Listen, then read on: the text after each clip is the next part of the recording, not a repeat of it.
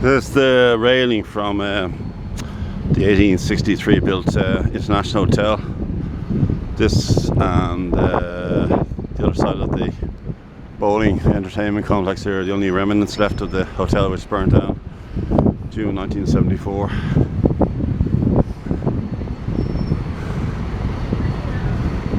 So they've put a lot of work into this area in the last few months, as you can see.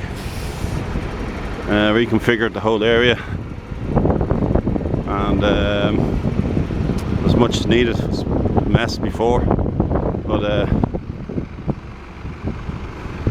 as you can see, it's all connected up with the new bus system. Gone are the 84, 145, 155.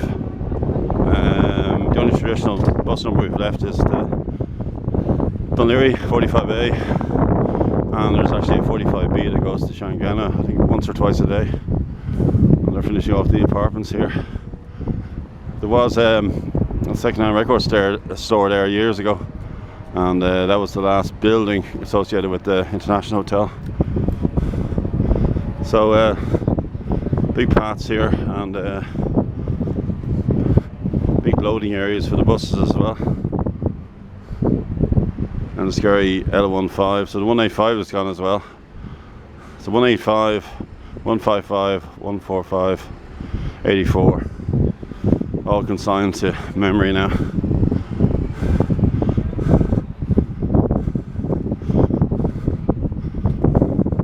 So it no longer goes to IKEA, fortunately. But these are cross-city buses, and the 45A bus stop is here. There's the L15 off to Enniskerry now. It was an aborted attempt to put a railway to Enniskerry one time, starting from that building at the end. That would have been the terminus, and actually got to quite an advanced stage. This is back in the 1880s, at the end of the railway boom, and it was abandoned. They ran out of money. They were trying to get more money off Lord Powerscourt, but it wasn't to happen. This is where the turntable was, pre-Dart times. This is the most significant thing that's happened in recent months.